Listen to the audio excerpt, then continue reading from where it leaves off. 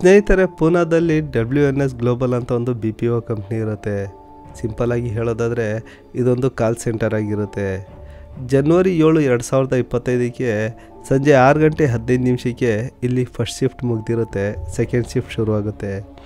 First shift ಮುಗಿಸ್ಕೊಂಡಂಥ ಜನ ತಮ್ಮ ಮನೆ ಕಡೆ ಹೊರಡ್ತಾ ಇದ್ದರೆ ಸೆಕೆಂಡ್ ಶಿಫ್ಟ್ಗೆ ಬಂದಂಥವ್ರು ಬಂದು ಆಫೀಸ್ಗೆ ಅಟೆಂಡ್ ಆಗ್ತಾ ಇರ್ತಾರೆ.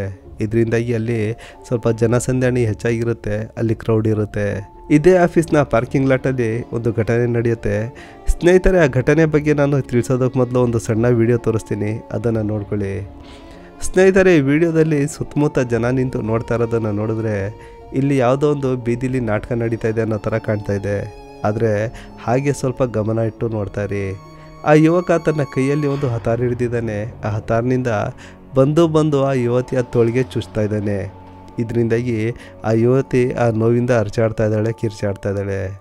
ಅಲ್ಲಿ ಸುತ್ತಮುತ್ತ ನಿಂತಿರುವಂಥ ಜನ ಆ ಯುವತಿಯನ್ನು ಸೇಫ್ ಮಾಡೋ ಬದಲು ತಮ್ಮ ಮೊಬೈಲ್ಗಳನ್ನ ತೆಗಿತಾ ಇದ್ದಾರೆ, ವಿಡಿಯೋ ರೆಕಾರ್ಡ್ ಮಾಡ್ತಾ ಇದ್ದಾರೆ, ಹಾಗೆ ನಿಂತು ನೋಡ್ತಾ ಇದ್ದಾರೆ. ಹಾಗೆ ಈ ಹುಡುಗನ ಹೆಸರು ಕೃಷ್ಣ ಸತ್ಯನಾರಾಯಣ್ ಕನೋಜಿಯಾ ಅಂತ, ಈ ಹುಡುಗಿ ಹೆಸರು ಶುಭಾ ಕೊಡಾರೆ ಅಂತ. ಸ್ನೇಹಿತರೆ, ಈ ಘಟನೆ ಇನ್ನೂ ಸುಮಾರು ಹೊತ್ತು ನಡೆಯುತ್ತೆ. ಇದಾದ ನಂತರ ಇಲ್ಲಿ ಒಂದು ನಡೆಯಬಾರ್ದಂಥ ದುರ್ಘಟನೆ ನಡೆಯುತ್ತೆ. ಸ್ನೇಹಿತರೆ, ಈ ವಿಡಿಯೋ ನೋಡಿದಾಗ ಆ ಜನ ನಿಂತಿರೋಂಥ ಜಾಗದಲ್ಲಿ ನೀವು ಇರ್ತಾಯಿದ್ರೆ ಏನು ಮಾಡ್ತಾಯಿದ್ರಿ? ಸ್ನೇಹಿತರೆ, ಈ ವಿಡಿಯೋನ ನಾನು ಮೊದಲನೇ ಸಲ ನೋಡಿದಾಗ ಆ ಜನ ನಿಂತಿರುವಂಥ ಜಾಗದಲ್ಲಿ ನಾನು ನಿಂತಿರ್ತಾಯಿದ್ರೆ ಆ ಹುಡುಗ ಹಿಡಿದಿರುವಂಥ ಹತಾರನ ಕಿತ್ಕೊಂಡು ಅವನಿಗೆ ಚುಚ್ಬಿಡ್ತಾ ಇದ್ದೆ ಅಂತ ನಾನು ಮನಸ್ಸಲ್ಲಿ ಒಂದು ಯೋಚನೆ ಮಾಡ್ಕೊಂಡಿದ್ದೆ. ಸ್ನೇಹಿತರೆ, ಒಂದು ವೇಳೆ ಆ ಜನ ನಿಂತಿರುವಂಥ ಜಾಗದಲ್ಲಿ ನೀವು ನಿಂತಿರ್ತಾಯಿದ್ರೆ ಏನು ಮಾಡ್ತಾಯಿದ್ರಿ? ಸ್ನೇಹಿತರೆ, ನಿಮ್ಮ ಮನಸ್ಸಲ್ಲಿ ಏನು ಯೋಚನೆ ಮಾಡ್ಕೊಂಡಿದ್ದೀರಿ ಆ ತೀರ್ಮಾನವನ್ನು ಹಾಗೆ ಇಟ್ಕೊಂಡಿರಿ. ಈ ಕಥೆನ ಪೂರ್ತಿ ಕೇಳಿದ ನಂತರ ನೀವೇ ಒಂದು ತೀರ್ಮಾನ ಮಾಡಿ ಅಂತೆ. ಸ್ನೇಹಿತರೆ, ಈ ಕಥೆ ಒಂಥರ ಡಿಫ್ರೆಂಟ್ ಆಗಿರುತ್ತೆ. ಯಾಕೆಂದರೆ ಈಗ ನೀವು ಮಾಡಿರುವಂಥ ತೀರ್ಮಾನ ಮುಂದೆ ಚೇಂಜ್ ಆಗ್ಬೋದು. ಸ್ನೇಹಿತರೆ, ಕಥೆನ ಪೂರ್ತಿ ಕೇಳಿ, ಆಗ ನಿಮ್ಗೆ ಅನಿಸುತ್ತೆ ಇದೊಂದು ರೋಚಕ ಕಥೆ ಅಂತ. ಒಂದು ರೋಚಕ ಕಥೆ ಕಾರ್ಯಕ್ರಮಕ್ಕೆ ಸ್ವಾಗತ. ಸ್ನೇಹಿತರೆ, ಈಗ ಈ ಕಥೆನ ಒಂದು ಕಡೆಯಿಂದ ಡೀಟೇಲ್ ಆಗಿ ಕೇಳಿ. 28 ವರ್ಷದ ಶುಭಾ ಕೊಡಾರೆ 2018ರಲ್ಲಿ MBA ಕಂಪ್ಲೀಟ್ ಮಾಡ್ತಾಳೆ. ಅದಾದ ನಂತರ WNS ಗ್ಲೋಬಲ್ ಕಂಪ್ನಿಗೆ ಬಂದು ಸೀನಿಯರ್ ಅಸೋಸಿಯೇಟ್ ಆಗಿ ಕೆಲಸಕ್ಕೆ ಸೇರ್ಕೊತಾಳೆ. 2018ರಿಂದ 2024ರವರೆಗೆ ಇವಳ ಲಿಂಕಿನ್ ಪ್ರೊಫೈಲ್ ನೋಡಿದ್ರೆ ಇವಳು ಇದೊಂದೇ ಕಂಪ್ನಿಲಿ ಕೆಲಸ ಮಾಡ್ತಾ ಇರ್ತಾಳೆ. ಈಗ ಇವಳಿಗೆ ಪೂನಾದಲ್ಲಿ ಜಾಬ್ ಇರೋದ್ರಿಂದ ಪೂನಾದ ಕಾತ್ರಾಜ್ನಲ್ಲಿ ಒಂದು ಬಾಡಿಗೆ ಮನೆ ಮಾಡ್ಕೊಂಡಿರ್ತಾಳೆ. ಈಗ ಮಗಳು ಪೂನಾದಲ್ಲಿ ಕೆಲಸ ಮಾಡ್ತಾ ಇದ್ದಾಳೆ, ಬಾಡಿಗೆ ಮನೆ ಮಾಡ್ಕೊಂಡಿದ್ದಾಳೆ. ಇವಳ ತಂದೆ ತಾಯಿ ರತ್ನಗಿರಿಲಿರ್ತಾರೆ, ಅವರು ಕೂಡ ಪೂನಾಗೆ ಶಿಫ್ಟ್ ಆಗ್ತಾರೆ, ತಮ್ಮ ಮಗಳ ಜೊತೆ ಇದ್ಬಿಡ್ತಾರೆ. ಈಗ ಇಲ್ಲಿ ಎಲ್ಲ ಸರಿಯಾಗಿರುತ್ತೆ. ಈ ಶುಭ್ಧ ಕೆಲಸ ಮಾಡ್ತಾ ಇದ್ದಂಥ ಆಫೀಸಲ್ಲಿ ಕೃಷ್ಣ ಅಂತ ಒಬ್ಬ ಯುವಕ ಇರ್ತಾನೆ. ಇವನಿಗೆ ವಯಸ್ಸು ಸುಮಾರು ಒಂದು 30 ವರ್ಷ. ಈ ಕೃಷ್ಣ ಕೂಡ ಅದೇ ಆಫೀಸಲ್ಲಿ ಸುಮಾರು ಒಂದು 5-6 ವರ್ಷದ ಹಿಂದೆ ಬಂದು ಕೆಲಸಕ್ಕೆ ಸೇರ್ಕೊಂಡಿರ್ತಾನೆ. ಆದರೆ ಇವನು ಮಧ್ಯ ಅಲ್ಲಿ ಕೆಲಸ ಬಿಟ್ಟು ಬೇರೆ ಕಡೆ ಹೋಗಿ ಕೆಲಸ ಮಾಡ್ತಾ ಇರ್ತಾನೆ. ಮತ್ತೆ ಬಂದು ಅದೇ ಆಫೀಸಲ್ಲಿ ಕೆಲಸಕ್ಕೆ ಸೇರ್ಕೋತಾ ಇರ್ತಾನೆ. ಈ ಕೃಷ್ಣನಲ್ಲಿ ಒಂದು ವಿಚಿತ್ರ ವರ್ತನೆ ಇರುತ್ತೆ. ಈ ಕೃಷ್ಣ ಈ ಶುಭ್ಧಳನ್ನು ಬಿಟ್ಟರೆ ಬೇರೆ ಇನ್ಯಾರನ್ನೂ ನಂಬ್ತಾ ಇರಲ್ಲ. ಇವನು ಆಫೀಸಲ್ಲಿ ಬಾಕಿ ಉಳ್ದಂಥವ್ರ ಜೊತೆ ಮಾತಾಡಲ್ಲ, ಬೆರೆಯಲ್ಲ. ಈ ಶುಭ್ಧ ಜೊತೆ ಸ್ವಲ್ಪ ಫ್ರೆಂಡ್ಶಿಪ್ ಇಟ್ಕೊಂಡಿರ್ತಾನೆ, ಬರ್ತಾನೆ, ತನ್ನ ಕೆಲಸ ಮಾಡಿಕೊಂಡು ವಾಪಸ್ ಹೋಗ್ತಾ ಇರ್ತಾನೆ. ಈ ಶುಭ್ಧ ಅಂದರೆ ಈ ಕೃಷ್ಣನಿಗೆ ಯಾಕೋ ಏನೋ ಗೊತ್ತಿಲ್ಲ, ತುಂಬ ನಂಬಿಕೆ ಇರುತ್ತೆ. ಒಂದಿನ ಈ ಶುಭ್ಧ ಕೃಷ್ಣನ ಹತ್ರ ಬರ್ತಾಳೆ.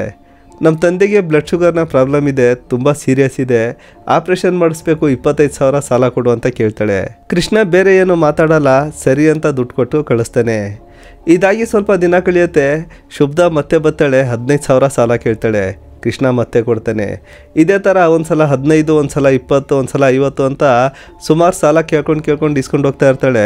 ಕೃಷ್ಣ ಕೊಟ್ಟು ಕಳಿಸ್ತಾ ಇರ್ತಾನೆ. ಸ್ನೇಹಿತರೆ, ಹೀಗೆ ಸಾಲ ಕೊಡ್ತಾ ಈ ಕೃಷ್ಣ ಈ ಶುಭ್ಧಾಗೆ 4 ಲಕ್ಷ ಸಾಲ ಕೊಟ್ಟಿರ್ತಾನೆ. ಅಂದರೆ ನೀವೇ ಒಂದು ಅಂದಾಜು ಮಾಡಿ ನೋಡ್ಕೊಳ್ಳಿ, ಶುಭ್ಧ ಎಷ್ಟು ಸಲ ಸಾಲ ಕೇಳಿರ್ಬೋದು, ಕೃಷ್ಣ ಎಷ್ಟು ಸಲ ಸಾಲ ಕೊಟ್ಟಿರ್ಬೋದು. ಹೀಗೆ 4 ಲಕ್ಷ ಸಾಲ ಕೊಟ್ಟಿರ್ತಾನೆ. ಈ 4 ಲಕ್ಷ ಈ ಕೃಷ್ಣನ ಹತ್ರ ಯಾವ ಥರ ಬಂತು ಅಂತ ನಾನು ಆಮೇಲೆ ಹೇಳ್ತೀನಿ.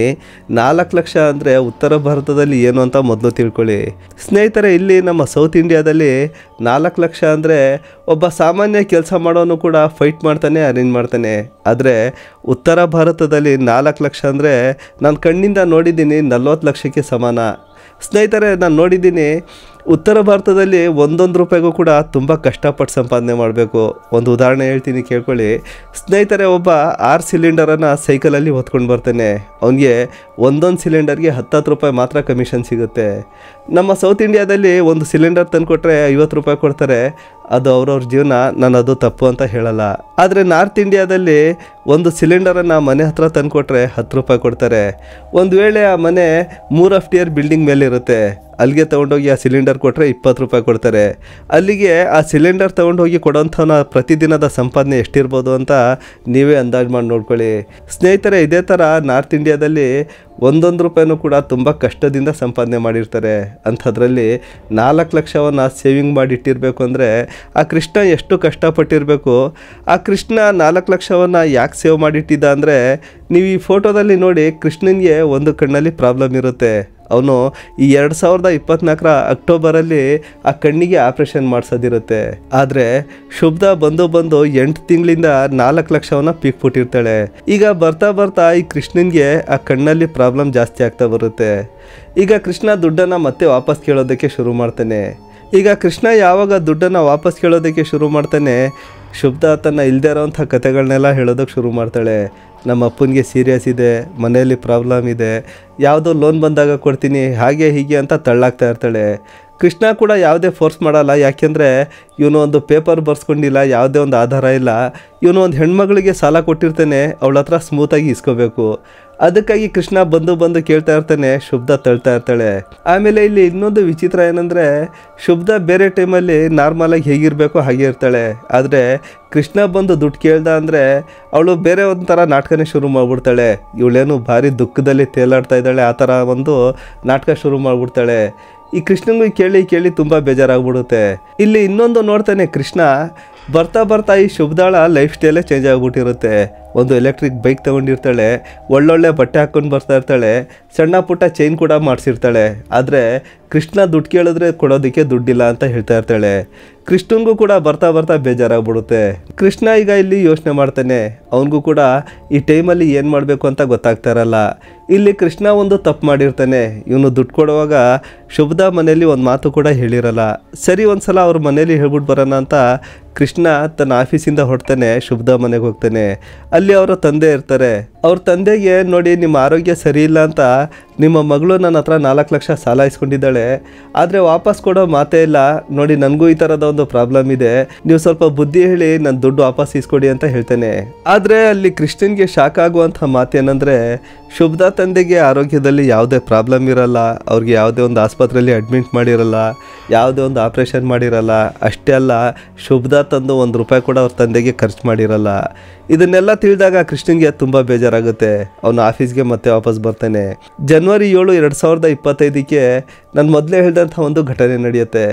WNS ಗ್ಲೋಬಲ್ ಕಂಪ್ನಿಯಿಂದ ಫಸ್ಟ್ ಶಿಫ್ಟ್ ಮುಗಿಯುತ್ತೆ. ಅದರಿಂದ ಶುಭ್ಧ ಹೊರಗಡೆ ಬರ್ತಾಳೆ. ಅವಳು ಬಂದು ಆ ಎಲೆಕ್ಟ್ರಿಕ್ ಬೈಕ್ ಎತ್ಕೊಳ್ಳೋದಕ್ಕೆ ಅಂತ ಪಾರ್ಕಿಂಗ್ ಲಾಟ್ಗೆ ಹೋಗ್ತಾ ಇರ್ತಾಳೆ. ಅದೇ ಟೈಮಲ್ಲಿ ಕೃಷ್ಣ ಮುಂದೆಯಿಂದ ಬರ್ತಾ ಇರ್ತಾನೆ. ಅವನು ಸಣ್ಣದಾಗಿ ಸ್ಮೈಲ್ ಕೊಡ್ತಾ ಇರ್ತಾನೆ. ಈ ಶುಭ್ಧ ಏನು ಅನ್ಕೋತಾಳೆ, ಇವನು ಮಾಮೂಲಿನಂತೆ ಬಂದು ದುಡ್ಡು ಕೇಳ್ತಾನೆ, ಏನೋ ಒಂದು ಕಾರಣ ಹೇಳಿ ಕಳಿಸ್ಬಿಡೋಣ ಅಂತ. ಇಲ್ಲಿ ಕೃಷ್ಣ ಮನಸ್ಸಲ್ಲಿ ಏನು ಯೋಚನೆ ಮಾಡ್ಕೊಂಡು ಬಂದಿರ್ತಾನೆ ಅಂದರೆ, ಇವತ್ತು ನಾನು ಕೊನೆ ಸಲ ದುಡ್ಡು ಕೇಳಬೇಕು, ಅವಳು ದುಡ್ಡು ಕೊಟ್ಟರೆ ಕೊಳ್ಳಿ, ಇಲ್ಲಾಂದರೆ ಸರಿಯಾಗಿ ಮಾಡಿಬಿಡ್ಬೇಕು ಅಂತ ಒಂದು ನಿರ್ಧಾರ ಮಾಡ್ಕೊಂಡು ಬಂದಿರ್ತಾನೆ. ಕೃಷ್ಣ ಬರ್ತಾನೆ ಮಾಮೂಲಿನಂತೆ, ನೋಡು ನನಗೆ ಈ ಥರದ ಪ್ರಾಬ್ಲಮ್ ಇದೆ, ನಾನು ಕೊನೆ ಸಲ ದುಡ್ಡು ಕೇಳ್ತಾ ಇದ್ದೀನಿ, ಕೊಡ್ತೀಯಾ ಇಲ್ವಾ ಅಂತ ಕೇಳ್ತಾನೆ. ಆದರೆ ಶುಭ್ಧ ಇವನಿಗೆ ದುಡ್ಡು ಕೊಡೋ ಬದಲು ಉಲ್ಟಾ ಕೃಷ್ಣನ್ಗೆ ಎದುರಿಸ್ತಾಳೆ. ನೋಡು, ಈಗ ನಿನ್ನ ಟಾರ್ಚರ್ ತಡೆಯೋಕ್ಕಾಗ್ತಾ ಇಲ್ಲ, ನೀನು ಇನ್ನೊಂದು ಸಲ ಬಂದು ದುಡ್ಡು ಕೇಳಿದ್ರೆ ನಾನು ಪೊಲೀಸ್ ಸ್ಟೇಷನಲ್ಲಿ ಕಂಪ್ಲೇಂಟ್ ಕೊಟ್ಬಿಡ್ತೀನಿ ಅಂತ ಹೆದರಿಸ್ತಾಳೆ. ಈಗ ಕೃಷ್ಣನ್ಗೆ ಕೋಪ ನೆತ್ತಿಗೆ ಏರ್ಬಿಡುತ್ತೆ.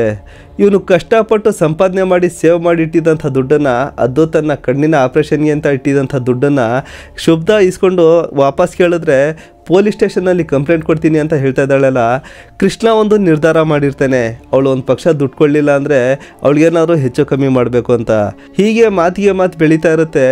ಕೃಷ್ಣ ಒಂದು ಹತಾರ್ ತಂದಿರ್ತಾನೆ. ಆ ಹತಾರ್ನಿಂದ ಈ ಶುಭ್ಧಾಳ ಎಡತೋಳಿಗೆ ಚುಚ್ತಾನೆ. ಸುಮಾರು 2-3 ಸಲ ಚುಚ್ತಾನೆ. ಅವನು ಅವಳನ್ನು ಸಾಯಿಸಬೇಕು ಅಂತ ಚುಚ್ತಾ ಇರಲ್ಲ, ಬರೀ ಹೆದರಿಸೋದಕ್ಕೆ ಅಂತ ಚುಚ್ತಾ ಇರ್ತಾನೆ. ಹೀಗೆ ಅಚಾನಕ್ಕಾಗಿ ಕೃಷ್ಣ ಬಂದು ಶುಭ್ಧ ಮೇಲೆ ಅಟ್ಯಾಕ್ ಮಾಡಿದ್ರಿಂದ ಅಲ್ಲಿ ಓಡಾಡ್ತಾ ಇದ್ದಂಥ ಜನ ಸ್ವಲ್ಪ ಬೆಚ್ತಾರೆ. ಅವರು ಅಲ್ಲಿಂದ ಒಂದು 10 ಹೆಜ್ಜೆಯಷ್ಟು ದೂರ ಹೋಗಿ ನಿಂತ್ಕೊಂಡು ಈ ಘಟನೆಯನ್ನು ನೋಡ್ತಾ ಇರ್ತಾರೆ. ಸ್ನೇಹಿತರೆ, ಇಲ್ಲಿ ನಿಂತು ನೋಡ್ತಾ ಇರುವಂಥ ಈ ಜನರ ಬಗ್ಗೆ ಆಮೇಲೆ ಮಾತಾಡ್ತೀನಿ. ಈಗ ಕೃಷ್ಣ ಬ್ಯಾಕ್ ಟು ಬ್ಯಾಕ್ ಈ ಶುಭ್ಧ ಎಡತೋಳಿಗೆ 3-4 ಸಲ ಚುಚ್ಬಿಡ್ತಾನೆ. ಇಷ್ಟೊತ್ತು ಗಂಟ ಶುಭ್ಧ ನಿಂತಿರ್ತಾಳೆ. ಈಗ ನೋವನ್ನು ತಾಳ್ಲಾರ್ದೆ ಕೂತ್ಕೋತಾಳೆ. ಹೆಲ್ಪ್ಗಾಗಿ ಕೂಗಾಡ್ತಾಳೆ. ಆದರೆ ಯಾರೂ ಕೂಡ ಒಂದು ಹೆಜ್ಜೆ ಕೂಡ ಮುಂದೆ ಬರಲ್ಲ. ಈಗ ಕೃಷ್ಣ ಅಲ್ಲಲ್ಲೇ ಓಡಾಡ್ತಾ ಇರ್ತಾನೆ. ಕೈಯಲ್ಲಿ ಹತಾರ ಹಾಗೆ ಇರುತ್ತೆ. ಜನ ನಿಂತು ನೋಡ್ತಾನೆ ಇರ್ತಾರೆ. ಶುಭ್ಧ ತನ್ನ ಪರ್ಸಿಂದ ಫೋನ್ ತೆಗಿತಾಳೆ, ತನ್ನ ತಂದೆಗೆ ಫೋನ್ ಮಾಡ್ತಾಳೆ. ಅವಳು ಅದೇನೋ ಮಾತಾಡ್ತಾ ಇರ್ತಾಳೆ. ಮತ್ತೆ ಕೃಷ್ಣ ಶುಭ್ಧ ಹತ್ರ ಹೋಗ್ತಾನೆ, ಅವಳ ಕೈಯಿಂದ ಫೋನ್ ಕಿತ್ಕೋತಾನೆ. ಆ ಕಡೆ ಶುಭ್ಧ ತಂದೆ ಮಾತಾಡ್ತಾ ಇರ್ತಾರೆ. ನಾನು ಒಳ್ಳೆ ಮಾತಲ್ಲಿ ದುಡ್ಡು ಕೇಳಾಯಿತು, ನೀವು ಕೊಡಲಿಲ್ಲ, ಈಗ ಇದೇ ಸ್ಪಾಟ್ಗೆ ನೀವು ದುಡ್ಡು ತಂದು ಕೊಡಬೇಕು, ಅಲ್ಲಿ ಗಂಟ ಶುಭ್ಧಳನ್ನು ಬಿಟ್ಕೊಡಲ್ಲ ಅಂತ ಹೇಳ್ತಾನೆ. ಇದಾದ ನಂತರ ಕೃಷ್ಣ ಅಲ್ಲೇ ಒಂದು 10 ಸೆಕೆಂಡ್ ಓಡಾಡ್ತಾನೆ. ಆ ನಂತರ ಅವನ ಮನಸ್ಸಿಗೆ ಏನು ಅನ್ನಿಸ್ತೋ ಏನೋ ಗೊತ್ತಿಲ್ಲ, ಅವನು ತನ್ನ ಕೈಯಲ್ಲಿ ಹಿಡ್ತಿದ್ದಂಥ ಹತಾರನ್ನು ಅಲ್ಲೇ ಬಿಸಾಕ್ಬಿಡ್ತಾನೆ. ಇವನು ಯಾವಾಗ ಹತಾರನ ಬಿಸಾಕ್ತಾನೆ, ಅಲ್ಲಿ ಸುತ್ತಮುತ್ತ ನಿಂತಿದ್ದಂಥ ಹುಲಿಗಳು ನಿಧಾನವಾಗಿ ಮುಂದೆ ಬರ್ತಾರೆ. ಆ ಕೃಷ್ಣನನ್ನು ಹಿಡ್ಕೊಂಡು 3-4 ಏಟು ಹೊಡಿತಾರೆ. ಆನಂತರ ಪೊಲೀಸರಿಗೆ ಫೋನ್ ಮಾಡ್ತಾರೆ. ಪೊಲೀಸರು ಘಟನಾ ಸ್ಥಳಕ್ಕೆ ಬರ್ತಾರೆ. ಇದನ್ನೆಲ್ಲ ನೋಡಿ ಶುಭ್ಧಳನ್ನು ಆಸ್ಪತ್ರೆಗೆ ಕಳಿಸ್ತಾರೆ. ಈ ಕೃಷ್ಣನನ್ನು ಅರೆಸ್ಟ್ ಮಾಡಿ ಸ್ಟೇಷನ್ ಕರ್ಕೊಂಡು ಹೋಗ್ತಾರೆ. ಪೊಲೀಸರು ಈ ಕೃಷ್ಣನನ್ನು ವಿಚಾರಣೆ ಮಾಡಿದಾಗ ಪೊಲೀಸರಿಗೆ ಅಲ್ಲಿ ಒಂದು ವಿಷಯ ಗೊತ್ತಾಗುತ್ತೆ. ಇದ್ಯಾವುದು ಪ್ರೀತಿಯ ಇಲ್ಲಾಂದರೆ ಒಂದು ಅಫೇರ್ನ ವಿಷಯ ಅಲ್ಲ, ಇದು ದುಡ್ಡಿನ ಲೇವಾದೇವಿ ವಿಷಯ. ಇಲ್ಲಿ ಯಾವುದೋ ಒಂದು ಮಿಸ್ಅಂಡರ್ಸ್ಟ್ಯಾಂಡಿಂಗ್ ಆಗಿದೆ ಅಂತ. ಇದೇ ಇನ್ನೊಂದು ಕಡೆ ಈ ಶುಭ್ಧಳನ್ನು ಆಸ್ಪತ್ರೆಗೆ ಕಳಿಸಿರ್ತಾರೆ. ಈ ಶುಭ್ಧಾಗೆ ಮೊದಲೇ ಲೋ BPಯ ಪ್ರಾಬ್ಲಮ್ ಇರುತ್ತೆ. ಅದರಲ್ಲೂ ಬೇರೆ ಆ ಕೈಯಿಂದ ತುಂಬ ರಕ್ತ ಹರಿದೋಗಿರುತ್ತೆ. ಹೀಗೆ ತುಂಬ ರಕ್ತಸ್ರಾವ ಆಗಿದ್ದರಿಂದ ಈ ಶುಭ್ಧಾಗೆ ಸಡನ್ನಾಗಿ ಹಾರ್ಟ್ ಅಟ್ಯಾಕ್ ಆಗುತ್ತೆ. ಆ ಹಾರ್ಟ್ ಅಟ್ಯಾಕಿಂದ ಶುಭ್ಧ ತೀರ್ಕೋತಾಳೆ. ಸ್ನೇಹಿತರೆ, ಇಲ್ಲಿ ಶುಭ್ಧ ತನ್ನ ಜೀವ ಕಳ್ಕೊಂಡಿದ್ರೆ, ಇನ್ನೊಂದು ಕಡೆ ಆ ಸ್ಟೇಷನಲ್ಲಿ ಆ ಕೃಷ್ಣ ಇರ್ತಾನೆ. ಅವನು ತನ್ನ ಕೋಪದ ಮೇಲೆ ಕಂಟ್ರೋಲ್ ಇಲ್ಲದೆ ಈ ಶುಭ್ಧಾಗೆ ಹೆದರ್ಸೋಕೆ ಬಂದಿದ್ದ ಇಲ್ಲ ಅವಳ ಜೀವ ತಗೊಳ್ಳೋಕೆ ಬಂದಿದ್ದ ಇನ್ನೂ ಗೊತ್ತಿಲ್ಲ. ಇನ್ನೂ ವಿಚಾರಣೆಗಳು ನಡೀತಾ ಇದೆ. ಒಟ್ಟಿನಲ್ಲಿ ಈಗ ಅವನು ಒಂದು ಕೊಲೆ ಮಾಡಿದಂಥ ಆರೋಪಿಯಾಗಿದ್ದಾನೆ. ಸ್ನೇಹಿತರೆ, ಅವನು ತನ್ನ ಕೈಯಿಂದ ಕಷ್ಟಪಟ್ಟು ಸಂಪಾದನೆ ಮಾಡಿದಂಥ ದುಡ್ಡನ್ನು ಶುಭ್ಧಾಗೆ ಸಾಲ ಅಂತ ಕೊಟ್ಟಿದ್ದ. ಆದರೆ ಅವನು ತನ್ನ ಕಣ್ಣಿನ ಆಪ್ರೇಷನ್ಗೆ ಅಂತ ಮಡಗಿದಂಥ ದುಡ್ಡದು. ಅವನಿಗೆ ಅಂಥ ಎಮರ್ಜೆನ್ಸಿ ದುಡ್ಡನ್ನು ಶುಭ್ಧಾಗೆ ಸಾಲ ಕೊಡು ಅಂತ ಯಾರು ಹೇಳಿದರು? ಸ್ನೇಹಿತರೆ, ಈ ಕಥೆ ಶುರು ಮಾಡೋದಕ್ಕೆ ಮೊದಲು ಒಂದು ವಿಡಿಯೋ ತೋರಿಸಿ ನಿಮಗೆ ಒಂದು ತೀರ್ಮಾನ ನಿಮ್ಮ ಮನಸ್ಸಲ್ಲಿ ಇಟ್ಕೊಂಡಿರಿ, ಆಮೇಲೆ ಬೇಕಾಗುತ್ತೆ ಅಂತ ನಾನು ಹೇಳಿದ್ದೆ. ಸ್ನೇಹಿತರೆ, ಈಗ ನೀವು ಇಡೀ ಕಥೆನ ಕೇಳಿದ್ದೀರಾ. ಈಗ ನೀವು ಯಾರ ಕಡೆ ಮಾತಾಡ್ತೀರಾ? ಈ ಕೃಷ್ಣ ತಾನು ಕಷ್ಟಪಟ್ಟು ಸಂಪಾದನೆ ಮಾಡಿದಂಥ ದುಡ್ಡನ್ನು ಶುಭ್ಧ ತಂದೆಗೆ ಆರೋಗ್ಯ ಸರಿ ಇಲ್ಲ ಅಂತ ಮಾನವೀಯತೆ ದೃಷ್ಟಿಯಿಂದ ಸಾಲ ಕೊಟ್ಟ ಸರಿ. ಆದರೆ ಹಾಗೆ ಸಾಲ ಇಸ್ಕೊಂಡಂಥ ಶುಭ್ಧ ನಿಜವಾಗ್ಲೂ ತನ್ನ ತಂದೆ ಆರೋಗ್ಯಕ್ಕೆ ಅವಳು ದುಡ್ಡು ಖರ್ಚು ಮಾಡಿದ್ಲಾ? ಅವಳು ಹೊಸ ಎಲೆಕ್ಟ್ರಿಕ್ ಬೈಕ್ ತಗೋತಾಳೆ, ಹೊಸ ಮೊಬೈಲ್ ತಗೋತಾಳೆ, ಹೊಸ ಬಟ್ಟೆಗಳನ್ನ ತಗೋತಾಳೆ. ಹಾಗಾದರೆ ಇದೆಲ್ಲ ದುಡ್ಡು ಆ ಕೃಷ್ಣಂದೇ ಇರ್ಬೋದಾ? ಇಲ್ಲ, ಇಲ್ಲಿ ಇನ್ನೊಂದು ಥರ ಆಗಿರ್ಬೋದು. ಈ ಶುಭ್ಧ ಈ ಕೃಷ್ಣನಿಗೆ ಮೋಸ ಮಾಡಿರೋ ಥರ ಬೇರೆ ಯಾರಿಗಾದ್ರೂ ಎಮೋಷ್ನಲ್ ಫುಲ್ ಮಾಡಿರ್ಬೋದು. ಇದನ್ನೆಲ್ಲ ಕೇಳೋಣ ಅಂದರೆ ಈಗ ಶುಭ್ಧ ಪ್ರಪಂಚದಲ್ಲಿ ಬದುಕಿಲ್ಲ. ಸ್ನೇಹಿತರೆ, ಈ ಕಥೆನ ಕೇಳಿದಂಥವ್ರು 2 ಥರ ಡಿಸಿಷನ್ ಕೊಡ್ತಾರೆ. ಈ ಕೃಷ್ಣ ತನಗೆ ಮೋಸ ಮಾಡಿದಂಥ ಶುಭ್ಧಗೆ ಸರಿಯಾದ ಪಾಠ ಕಲಿಸ್ದ ಅಂತ ಸ್ವಲ್ಪ ಜನ ಹೇಳಿದ್ರೆ, ಇನ್ನೂ ಸ್ವಲ್ಪ ಜನ ಶುಭ್ಧ ಏನೇ ಮೋಸ ಮಾಡಿರ್ಬೋದು, ಆದರೆ ಅವಳ ಜೀವ ತಗೊಳ್ಳೋದಕ್ಕೆ ಕೃಷ್ಣನಿಗೆ ಹಕ್ಕಿಲ್ಲ, ಅವ್ನು ಮಾಡಿದ್ದು ತಪ್ಪು ಅಂತ ಹೇಳ್ತಾರೆ. ಸ್ನೇಹಿತರೆ, ಹಾಗಾದರೆ ಇಲ್ಲಿ ನಿಮ್ಮ ದೃಷ್ಟಿಲಿ 2 ಜನ ಅಪರಾಧಿಗಳಿದ್ದಾರೆ. ಆದರೆ ಈ ಸೀನ್ ನೋಡಿದಾಗ ಈ ಘಟನೆಯಲ್ಲಿ ಒಟ್ಟು 3 ಜನ ಅಪರಾಧಿಗಳಿದ್ದಾರೆ. ಒಂದು ಕೃಷ್ಣ, ಒಂದು ಈ ಶುಭ್ಧ, ಇನ್ನೊಂದು ಇಲ್ಲಿ ನಿಂತು ನೋಡ್ತಾ ಇರುವಂಥ ಜನ. ಸ್ನೇಹಿತರೆ, ಹೀಗೆ ನಿಂತು ನೋಡ್ತಾ ಇರುವಂಥ ಜನರನ್ನು ನೋಡಿದಾಗ ನನಗೆ ಸುಮಾರು ಒಂದು 20 ವರ್ಷ ಹಳೆಯ ಒಂದು ಘಟನೆ ಜ್ಞಾಪಕಕ್ಕೆ ಬರುತ್ತೆ. ಸ್ನೇಹಿತರೆ, ನಾನು ಎಲ್ಲೋ ಒಂದು ಕಡೆ ಹೋಗೋದಿರುತ್ತೆ, ಅದಕ್ಕಾಗಿ ಒಂದು ರೈಲ್ವೆ ಸ್ಟೇಷನ್ಗೆ ಹೋಗಿ ನಿಂತಿರ್ತೀನಿ. ಸ್ನೇಹಿತರೆ, ಇನ್ನೊಂದು 5 ನಿಮಿಷದಲ್ಲಿ ಒಂದು ಟ್ರೈನ್ ಬರೋದಿರುತ್ತೆ. ಸ್ನೇಹಿತರೆ, ಈಗ ಇನ್ನೇನು ಟ್ರೈನ್ ಬರಬೇಕು ಅಂದಾಗ ನೀವು ಕೂಡ ನೋಡಿರ್ತೀರ, ರೈಲ್ವೆ ಸ್ಟೇಷನಲ್ಲಿ ತುಂಬ ಜನ ಆ ಟ್ರ್ಯಾಕ್ಗಳನ್ನ ಜಂಪ್ ಮಾಡಿ ಆ ಪ್ಲ್ಯಾಟ್ಫಾರ್ಮ್ಗೆ ಓಡಿ ಬರ್ತಾ ಇರ್ತಾರೆ. ಇದೇ ಥರ ಒಬ್ಬ ವಯಸ್ಸಾದಂಥ ಮುದುಕಿ ಕೂಡ ಆ ಟ್ರ್ಯಾಕನ್ನು ಜಂಪ್ ಮಾಡಿ ಇನ್ನೇನು ಪ್ಲ್ಯಾಟ್ಫಾರ್ಮ್ಗೆ ಬಂದು ಹತ್ತಬೇಕು. ಆದರೆ ಅಷ್ಟರಲ್ಲಿ ಆ ಟ್ರೈನ್ ಬಂದ್ಬಿಟ್ಟಿರುತ್ತೆ. ಹಾಗೆ ಟ್ರೈನ್ ಬರ್ತಾ ಇರೋದನ್ನು ನೋಡಿ ಜನ ಆ ಅಜ್ಜಿಗೆ ಹೇಳ್ತಾರೆ, ಅಮ್ಮ ಹಿಂದೆ ಹೊರಟೋಗು ಟ್ರೈನ್ ಬರ್ತಾ ಇದೆ ಅಂತ. ಇನ್ನೊಂದು ಆ ಲೋಕೋ ಪೈಲಟ್ ಕೂಡ ಈ ಮುದುಕಿಯನ್ನು ನೋಡಿ ಹಾರನ್ ಹೊಡಿತಾ ಇರ್ತಾನೆ. ಹೀಗೆ ಜನರ ಕೂಗಾಟ, ಟ್ರೈನ್ನ ಹಾರನ್ ಇದನ್ನೆಲ್ಲ ನೋಡಿದಾಗ ಆ ವಯಸ್ಸಾದಂಥ ಮುದುಕಿ ಹೆದರ್ತಾರೆ, ಗಾಬರಿ ಆಗ್ತಾರೆ. ಅವ್ರಿಗೆ ಏನು ಮಾಡಬೇಕು ಅಂತ ಗೊತ್ತಾಗ್ತಾ ಇಲ್ಲ. ಆದರೆ ಟ್ರೈನ್ ಬರ್ತಾ ತುಂಬ ಹತ್ರಕ್ಕೆ ಬಂದ್ಬಿಟ್ಟಿರುತ್ತೆ. ಸ್ನೇಹಿತರೆ, ಇನ್ನೇನು ಒಂದು 30 ಸೆಕೆಂಡ್ ಮಾತ್ರ ಟೈಮ್ ಇರುತ್ತೆ. ಅವ್ರಿಗೇನು ಮಾಡಬೇಕು ಗೊತ್ತಾಗ್ತಾ ಇಲ್ಲ, ಯಾರು ಜನ ಮುಂದೆ ಬರ್ತಾ ಇಲ್ಲ. ಸ್ನೇಹಿತರೆ, ಆಗ ನನಗೇನಾಯಿತು ಏನೋ ಗೊತ್ತಿಲ್ಲ, ಅಷ್ಟು ಜನರ ಮಧ್ಯದಲ್ಲಿ ನಾನು ಮುಂದೆ ಹೋಗಿ ಆ ಅಜ್ಜಿಯನ್ನು ಪ್ಲ್ಯಾಟ್ಫಾರ್ಮ್ ಮೇಲೆ ಎಳ್ಕೊಂಡು ಬಂದ್ಬಿಡ್ತೀನಿ. ಸ್ನೇಹಿತರೆ, ನೀವು ನಂಬಿಕಿಲ್ವ ಗೊತ್ತಿಲ್ಲ, ಆ ಟ್ರೈನ್ ಎಷ್ಟು ಹತ್ರಕ್ಕೆ ಬಂದಿರುತ್ತೆ ಅಂದರೆ 10ರಿಂದ 15 ಅಡಿ ಮಾತ್ರ ದೂರದಲ್ಲಿರುತ್ತೆ. ಒಂದೇ ಒಂದು ಸೆಕೆಂಡ್ ಲೇಟ್ ಆಗ್ತಾಯಿದ್ರೆ ಪಾಪ ಮುದುಕಿಯ ಜೀವ ಹೊರಟೋಗ್ತಾ ಇತ್ತು. ಸ್ನೇಹಿತರೆ, ಇಲ್ಲಿ ನಾನು ತುಂಬ ದೊಡ್ಡ ಹೀರೋ ಅಂತ ಹೇಳ್ಕೊತಾ ಇಲ್ಲ, ಆದರೆ ನಾನು ನನ್ನ ಜೀವನದಲ್ಲಿ ಒಂದೇ ಒಂದು ಜೀವ ಉಳಿಸಿದ್ದೀನಿ ಅಂತ ತುಂಬ ಹೆಮ್ಮೆಯಿಂದ ಹೇಳ್ಕೊತೀನಿ. ಇಲ್ಲಿ ನಿಂತು ನೋಡ್ತಾ ಇರೋಂಥ ಜನರ ಥರ ನಾನು ನಿಂತು ನೋಡಲಿಲ್ಲ. ಸ್ನೇಹಿತರೆ, ಇಂಥ ಘಟನೆಗಳು ನಡೆದಾಗ ಸಾಧ್ಯವಾದರೆ ನೀವು ನಿಂತು ನೋಡಬೇಡಿ, ಮುಂದೆ ಬಂದವ್ರಿಗೆ ಹೆಲ್ಪ್ ಮಾಡಿ. ಹಾಗಂದ ಮಾತ್ರಕ್ಕೆ ನಿಮ್ಮ ಜೀವಕ್ಕೆ ಅಪಾಯ ತಂದ್ಕೊಳ್ಳಿ ಅಂತಲ್ಲ, ಮೊದಲು ನೀವು ಸೇಫ್ ಆಗಿರಿ, ಅಲ್ಲಿ ಸಾಧ್ಯವಾದರೆ ಅಲ್ಲಿ ಹೆಲ್ಪ್ ಮಾಡೋದಕ್ಕೆ ಟ್ರೈ ಮಾಡಿ. ಸ್ನೇಹಿತರೆ, ನಾನು ಒಂದು ಜೀವ ಉಳಿಸಿದ್ದೀನಿ ಅಂದರೆ ಈ ವಿಡಿಯೋವನ್ನು ಸಾವಿರಾರು ಜನ ನೋಡಿರ್ತೀರ, ಸಾವಿರಾರು ಜೀವಗಳು ಉಳಿಯುತ್ತೆ. ಸ್ನೇಹಿತರೆ, ಇಲ್ಲೂ ಕೂಡ ನೋಡಿ ಅಷ್ಟು ಜನ ನಿಂತು ನೋಡ್ತಾ ಇದ್ರು, ಅವರೆಲ್ಲ ಸೇರಿ ಶುಭದಾಳನ ಸರಿಯಾದ ಟೈಮ್ಗೆ ಆಸ್ಪತ್ರೆಗೆ ಕರ್ಕೊಂಡು ಹೋಗ್ತಾ ಇದ್ರೆ ಶುಭ್ದಾ ಜೀವ ಉಳಿತಾ ಇತ್ತು. ಸ್ನೇಹಿತರೆ, ಅವಳು ಕೃಷ್ಣನ್ಗೆ ಮೋಸ ಮಾಡಿರ್ಬೋದು, ಆದರೆ ಎಲ್ಲಕ್ಕಿಂತ ಮುಖ್ಯವಾದದ್ದು ಜೀವ. ಅವಳ ಜೀವ ಉಳಿತಾ ಇದ್ದರೆ ಅವಳು ಇಡೀ ಜೀವನ ಕೃಷ್ಣನ ಸಾಲ ತೀರಿಸ್ತಾ ಇದ್ಲೋ ಏನೋ ಗೊತ್ತಿಲ್ಲ. ಆದರೆ ಸ್ನೇಹಿತರೆ, ಅವತ್ತು ಅಷ್ಟು ಜನ ಅಲ್ಲಿ ನಿಂತು ನೋಡ್ತಾರೆ, ವಿಡಿಯೋ ಮಾಡ್ತಾರೆ, ಯಾರೂ ಮುಂದೆ ಬಂದು ಹೆಲ್ಪ್ ಮಾಡಲ್ಲ. ನನ್ನ ಪ್ರಕಾರ ಅವತ್ತು ಅಲ್ಲಿ ನಡೆದಂಥ ತಪ್ಪಿನಲ್ಲಿ ಅಷ್ಟು ಜನ ಕೂಡ ಸರಿಯಾದ ಅಪರಾಧಿಗಳು ಅಂತ ನಾನು ಭಾವಿಸ್ತೀನಿ. ಸ್ನೇಹಿತರೆ, ಹಾಗಾದರೆ ಇವತ್ತಿನ ಕಥೆನ ಇಲ್ಲಿಗೆ ಮುಗಿಸೋಣ. ಈ ಕಥೆಯ ಬಗ್ಗೆ ನಿಮ್ಮ ಅನಿಸಿಕೆ ಅಭಿಪ್ರಾಯ ಏನಿರುತ್ತೆ ದಯವಿಟ್ಟು ಕಾಮೆಂಟ್ ಮಾಡಿ ತಿಳಿಸಿ. ಸ್ನೇಹಿತರೆ, ಕಥೆ ಇಷ್ಟ ಆದರೆ ಒಂದು ಲೈಕ್ ಮಾಡಿ, ಹೊಸಬರಾದರೆ ಸಬ್ಸ್ಕ್ರೈಬ್ ಮಾಡಿ. ಹಾಗೆ ಈ ವಿಡಿಯೋನ ಫೇಸ್ಬುಕ್ಕಲ್ಲಿ ನೋಡ್ತಾ ಇದ್ರೆ ಒಂದು ಲೈಕ್ ಮಾಡಿ, ಚಾನಲನ್ನು ಫಾಲೋ ಮಾಡಿ. ನಮಸ್ಕಾರ.